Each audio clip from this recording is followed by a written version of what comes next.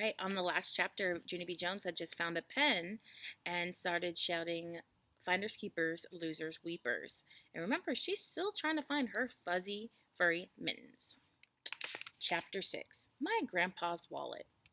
I kept my pen in my pocket the whole rest of the day. I didn't want people to see it, or else they might tattletale to Miss, and she would make me take it to the lost and found. I behaved myself very good, because I didn't want to attract attention, that's why. I kept my hand in my pocket so my pen would not fall out. Also, I kept thinking about my mittens, because I still miss those furry guys. I put my head down on my table. Maybe my Grandpa Miller might buy me some more furry mittens, I whispered, because that would be a perfect solution, I think. I raised up my head. Hey, yeah, then I would have wonderful new mittens, plus a wonderful new pen, and so what more can a girl ask for? That's what I'd like to know. I sat up in my chair and tapped on Lucille. Guess what, Lucille? Maybe my grandpa Frank Miller might buy me some new mittens, and then all my troubles will be over. Lucille said whoop-de-doo for me. I know it is whoop-de-doo, I said, real thrilled, and so thank you for your support. After school, me and my bestest friend named Grace rode the bus together. I run home from my corner like a speedy bullet.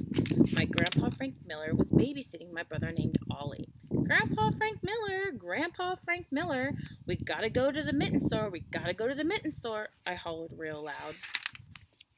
Grandpa Frank Miller was in the living room rocking Ollie. He looked funny at me. Go where? He asked. To the mitten store, we gotta go to the mitten store. I pulled on his hand. Get up, let's get a wiggle on. Grandpa Miller looked confused at me. That's how come I had to sit down, and I told him what happened at school. Someone stole my mittens, I said. They stole them while I was being brownie. I didn't even know there were crooks at that place. Grandpa Miller shook his head real sad. I guess you can find crooks almost anywhere, honey, he said. I know it, I told him. That's how come I'm never going to see those furry guys again. And so you and me have to go to the mitten store. I felt in his back pocket. Then I danced around with a thrill. Hooray! I shouted. Hooray for your big fat wallet, 'cause you got cash in there, right, Grandpa? Right? Grandpa Frank Miller laughed. Yes, I do. I've got cash, all right, he said, but I'm afraid we won't be able to buy you more mittens. The mittens I bought you were the only furry ones they had left. I bought the very last pair. Just then, all the happy went right out of me, because I didn't actually count on that development. Yeah, only we have to, Grandpa. We have to buy more furry mittens, or else what will I even do? Grandpa Miller ruffled my hair. Did you look in the lost and found at school? He asked. I did a sad breath. Yeah, only that dumb thing doesn't work that good, because people don't always turn stuff in. I patted my new pen in my pocket. Trust me on this, I said real soft. Well, your mittens could still turn up, he said. Folks will surprise you sometimes. Then he told me a story about his wallet. A few years ago, I lost my wallet at the mall. I was sure I would never see it again.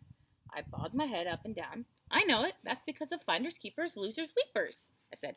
Finders, keepers, losers, reapers is the rule, right, Grandpa? Grandpa smiled. Well, it might be the rule for some people, he said, but luckily it's not the rule for everybody, because the very next day, when I went out to get my mail, there it was. My wallet was sitting right smack in the middle of my mailbox, and not one single penny was missing. His eyes looked happy and sparkly. Can you imagine that, little girl? He asked. Someone had the chance to take everything in my wallet, but instead, they drove all the way to my house and they put it in my mailbox. Just then, he reached in his back pocket and pulled out his wallet. Look what I would have lost if they hadn't returned it, he said. He took a picture out of his wallet and handed it to me. It's you and a baby, I said. But that's not just any baby, he said. That's you, Junie B. That's a picture of you, of the very first time I ever held you.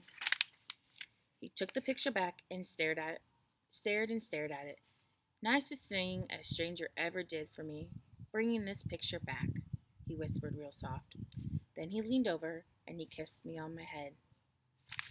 All right, that was the end of chapter 6. I think Junie B. Jones is starting to learn a lesson here. What do you think it is? Let me know.